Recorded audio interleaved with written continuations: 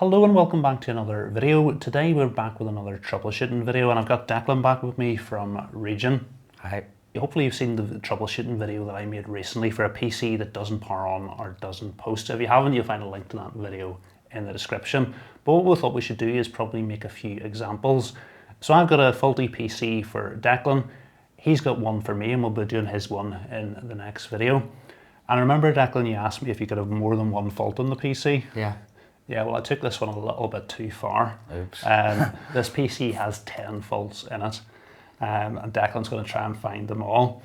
Some of them are really straightforward, so don't turn off if you are an experienced builder. Some of the simple mistakes that a beginner can make are going to be in this PC, but we've also got some really expensive mistakes you could make and damage your components, and as well there's some interesting troubleshooting, so stick with it. So let's take a look at the PC. So in terms of the specs we've got in the system, we've got a B650M motherboard, we've got a 14900K being cooled by an air cooler, and although that isn't a great pairing, it isn't one of the faults that we've actually got. We've got 16 gigabytes of silicon power DDR4 at 3200 megatransfers per second. We've got an RTX 3060, and we've got two NVMe drives. We've got a Gen 4 and a Gen 3 drive. So this is a newly built gaming PC built by a first-time builder.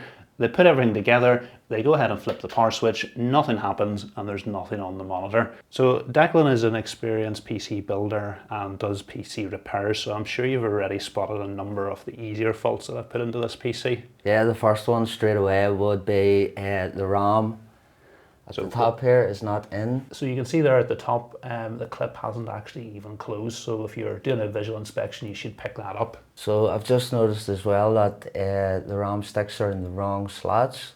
They should be in the second and fourth. So I'm just going to go ahead and pull this one out.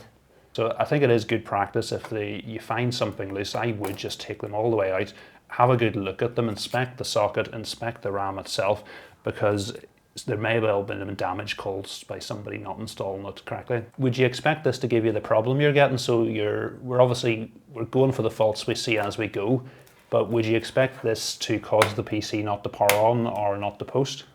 I think it would still try to post but instantly turn off.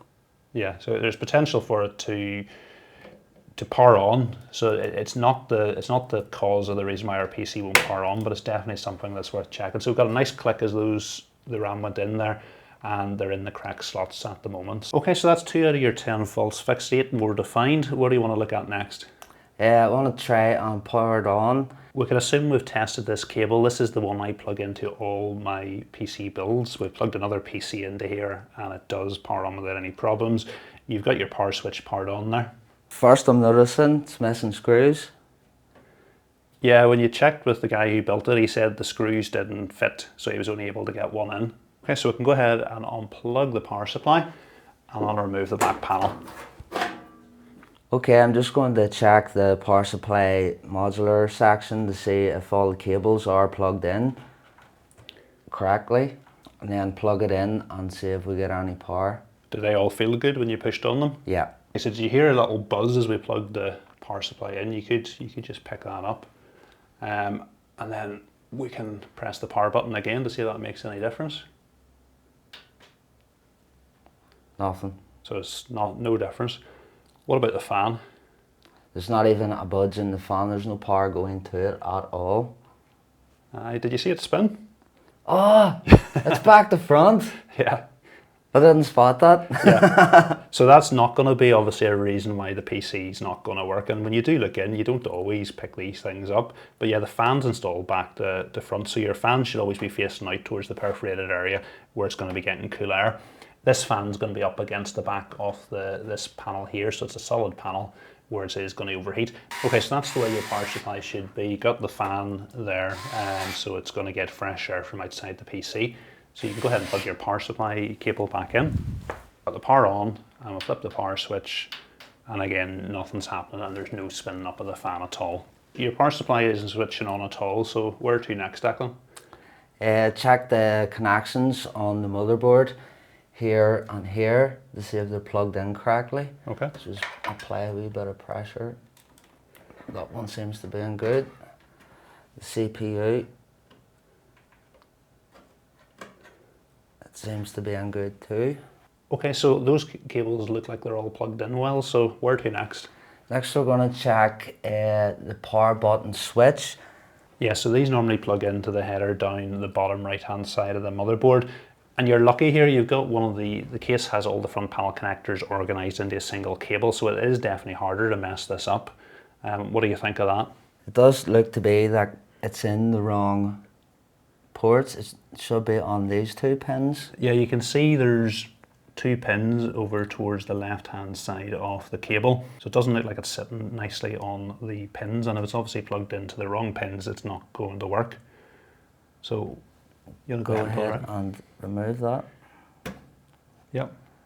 And then plug it in correctly. Okay, so that definitely could be a reason why our power supply isn't switching on if it's not connecting the right pins when you press the button. So that looks to be sitting nicely now. We'll press the button. Oops, nothing. Nothing, completely dead. So what next? Next I would test the power supply to see if there's actually power running through the power supply.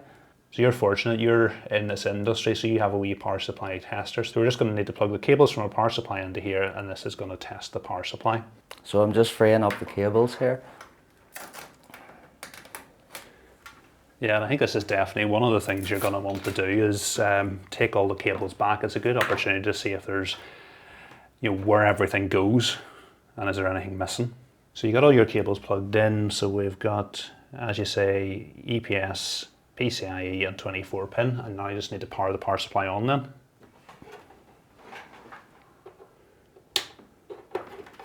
You can hear that crackling noise again. Yeah, so sort of tells you the power supply is not dead. It's dead. There's no power at all going to the power supply. Yeah. It's dead. You think so? You did get a wee clue when you were unwinding all those cables.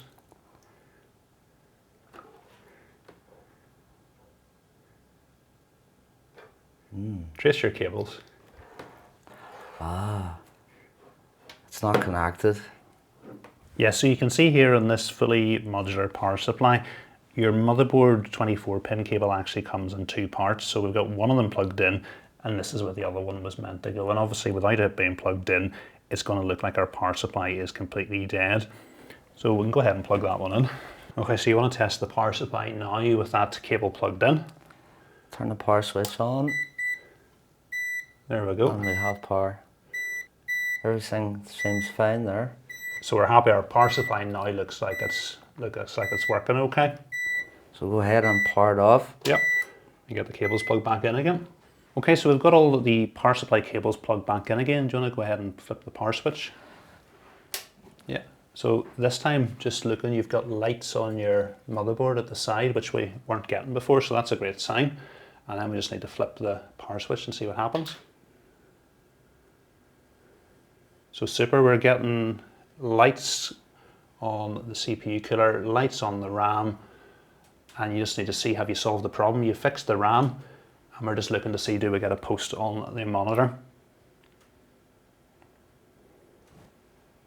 And there's nothing. Nope. So it wasn't going to be that easy. I did tell you there's many more faults to find in this system. So what we've now got is we've got a PC that powers on. We fixed the problems with the power supply, and these were just simple user error and not plugging the cables in correctly and then not plugging the power switch cable in. But definitely looking at the monitor behind us, there's no post. So we're going to have to do a little bit more troubleshooting to work out why we're not getting that. I think we've spotted a problem. The HDMI cable is actually on the motherboard. We've got a graphics card installed, so we need to be installing the HDMI cable into the graphics card itself. This may or may not cause the problems we're seeing on the PC. It depends, one, on whether we've got a CPU that's got integrated graphics, and as I said, I've put a 14900K in this system which does have integrated graphics.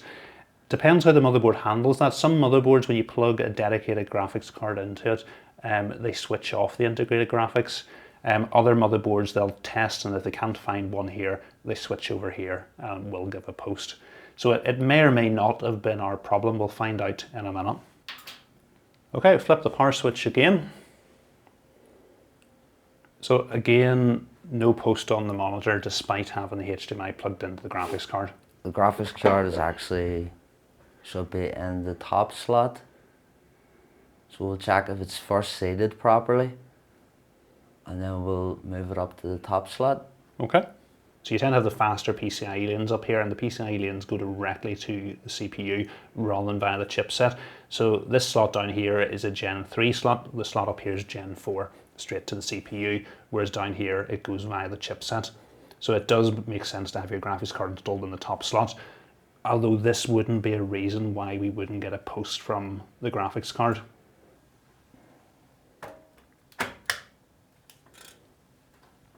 So you got a nice click when you put the graphics card in, and even if it wasn't the right slot, that's one of the things you probably were going to do anyway. It's just to make sure the graphics card was seated correctly in the slot. There we go. And we'll see, does that make any difference? Again, unless we had a faulty slot on the motherboard or it wasn't seated right, it shouldn't really make any difference. Nothing. No post on the monitor, nothing at all. So what do you think? We'll check the LEDs. Yep. So that's your debug LEDs here down the bottom of the motherboard. There's 4 of them. It is quite difficult to see them past this SSD that's installed here, but one of them is definitely staying on. We need to remove the NVMe and check it out on the board where it's labelled. Yeah, okay. Just before we take this NVMe out, anything you notice looking at it? You might be familiar with this particular brand. If I was to tell you this was a Gen 4 NVMe drive. It's in the wrong slot. Yeah, so that's... It should be up here then. Yeah, so there's 2 NVMe drives in this motherboard. Again, it's difficult if you don't know them all. Like I use a 990 Pro in most of my builds, so I know it's a Gen 4 drive. And there's actually, I think it's a 970 Evo in the top slot, which is a Gen 3 drive. So this is just another important learning point. Your fastest drive you tend to want to be in the top slot, obviously to get the speeds, and also the top slot goes directly to the CPU, whereas this bottom one goes via the chipset. So this drive's actually in the wrong slot, and one of the things we would need to do is swap them round so you get the full speed of this drive. But again, it's not a reason why this PC isn't posting. Not the easiest to see, but there's 4 debug LEDs and they tend to cycle through them. So at the top you've got the CPU, then there's DRAM, then there's VGA, and then there's boot. So the CPU light came on initially, went off, then we're on the DRAM light, which is stuck on. Okay, so it was as good we addressed those issues at the start. We've now got 2 sticks of RAM in the correct slots and we're happy that they're correctly seated, but you've got the DRAM light indicating that there's a potential problem with the RAM. So what do you want to do next, Declan? Next, we need to find out if one of these RAMs has failed, and if that's not the case, we need to check each individual RAM slot. So first I would move this and then try and power it on with just a single slot. Okay, so with that 1 stick of RAM, there is still the DRAM debug LED illuminated, and there's nothing on the monitor. So now I would take this RAM and move it to the very first one. Okay, so part of what you're doing is you're using the same stick of RAM in a different slot. So this is going to be useful in that, say you had a faulty slot on the motherboard, moving it to a different slot you may get it to post. The other thing you could have is a dead channel on your CPU for the memory, so moving to a different channel may well get the PC to post. No, so let's see, we've got stuck on the DRAM LED, still lighting up as before, nothing on the monitor. Okay, so we've tried both sticks of RAM in all 4 slots, and it's exactly the same each time. The DRAM debug LED is staying illuminated, and again, we're not getting a post on the monitor. What do you think? The RAMs are dead? Could be. So you could actually, if you had a fully working PC and you had bad RAM and the band lock that both sticks were actually a problem with, you could get this. So I think really the only thing you can do at this stage is to put a known working kit of RAM in, or a known single stick of working RAM in, to see do you get the same fault. Okay, so we've got a known working stick of RAM. It's still hot, it's just taken out of the PC behind us. So we're going to try it. Yep, so nice satisfying click. No, so again, we're obviously you'd leave things plenty of time after changing the RAM over, but after a good period of time, there's no change. We've still got the DRAM LED illuminated and we've got nothing on the monitor. So if we want to be really sure it's not the RAM, what we can do is install the RAM into this PC behind us. And we've got a post, so it's not the RAM. Okay, so we've left just one stick of known working RAM in the second slot. We've done the test and our testing shows there's not actually a problem with the RAM. So where do we go now? But all the slots are working and the RAM's working. Yeah. So there is one thing that I would do in pretty much all PCs that power on but don't post right at the start because it's so easy to do. You're done within 15 seconds. And say somebody had set really bad settings for the RAM and the BIOS. Reset the BIOS. Yeah, so we should clear the CMOS. It's definitely worth doing. It's one of the first things we probably should be doing before we go to any more extensive troubleshooting. So we'll get the manual out and find out where the clear CMOS pins are in this motherboard. So to clear the CMOS in this motherboard, it doesn't have any fancy buttons on it so you can press to clear the CMOS. So it's these two pins here. We just need to touch with a screwdriver for around about 10 seconds with the power supply unplugged.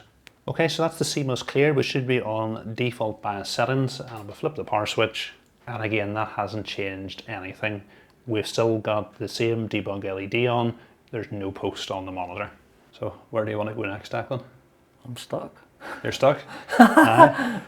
It's not so easy. So you've got the DRAM LED illuminated telling you there's a problem with the RAM. We know there's not a problem with the actual RAM itself because we've tested that kind of RAM in another PC. So it obviously is pointing towards and I've had this illuminated before when it wasn't actually the RAM that was the problem as well. So it's obviously the components that interact with the RAM. There's potential to be problems there. CPU. Yeah, it could be the CPU, it could be the motherboard. So could also check the CPU socket for bent pins. Yeah, no, that's definitely something we should do as well. So there's potential, the CPU, the pins in the motherboard, and actually the motherboard itself could be a problem. So I think at this stage you probably are going to want to take the motherboard out and see if we can find a problem.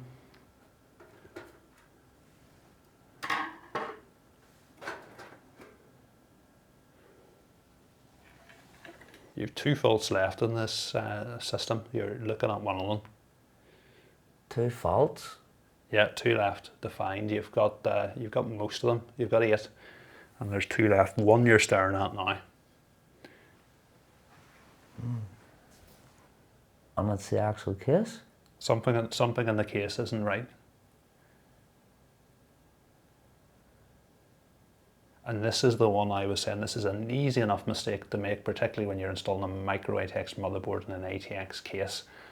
And it could turn out to be a really expensive mistake, damaging your perfectly good hardware, and could be exhibiting a very similar fault to the one we were just showing. Nope. No. Standoffs. So if you take, let's see. So you've shorted it?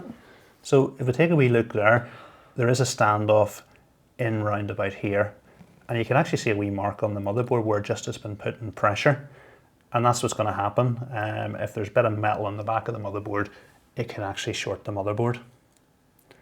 So that may or may not be your problem, but certainly if we were to find a problem with this motherboard and want to put a new micro ATX motherboard into the case, we could potentially damage the new motherboard with that standoff where it was. So what we'll do is we'll take that faulty standoff out of the case.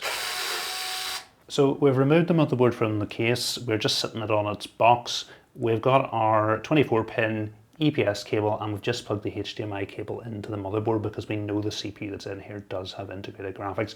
We could of course just plug our graphics card in, but it just adds a little bit of bulk and it means you're not going to get quite a good view of the motherboard. So this time we are going to have to jump the power pins because we've unplugged the power switch. So it's going to be top row, third and fourth pin from the left hand side, and our PC is powering on. We've still got our DRAM LED illuminated, and I would take a look over at the monitor. There's no post. Okay, so we've removed the issue of an ongoing short at the back of the motherboard, taking the motherboard out, having a good look at it. There still is potential that the damage caused at the back of the motherboard with the standoff could be the reason why we're still having problems with the board. So where do you want to go to next, Declan? CPU socket. Okay, so we're going to take the cooler off and have a good look at the CPU socket. Yeah. Okay.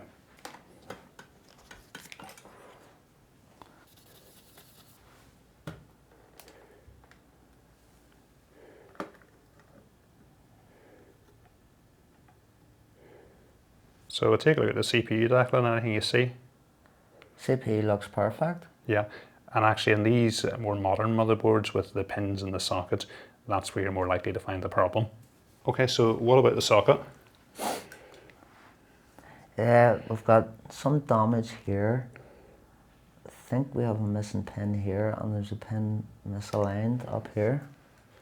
Yeah, so you've got 2 misaligned pins and 1 missing pin, which should certainly be enough to explain why this motherboard doesn't post. And actually the true story behind this motherboard is this was the motherboard I was using for a speed build.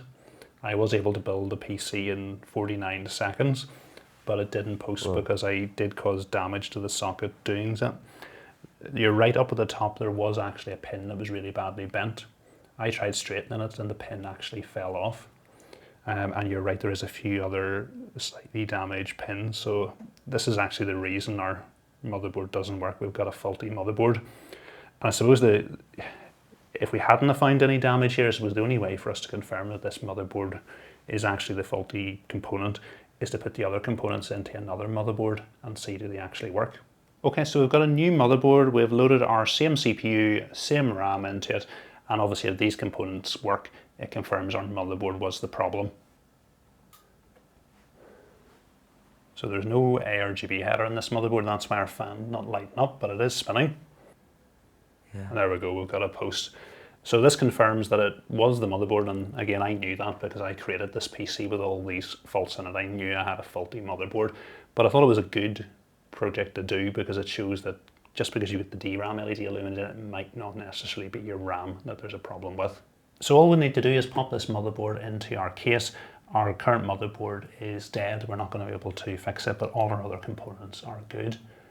So hopefully you have found this video useful in how we troubleshoot a faulty PC.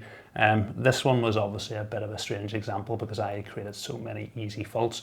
But again, if you are a new PC builder, these faults will hopefully be useful to you so you can avoid recreating them. What Declan's going to do now, he's got a PC for me, so I'm going to be troubleshooting it, but we'll leave that one for another video. If you have enjoyed this video, please remember to give it a thumbs up, and if you're not currently subscribed to the channel, please hit the subscribe button as well. Thanks for watching.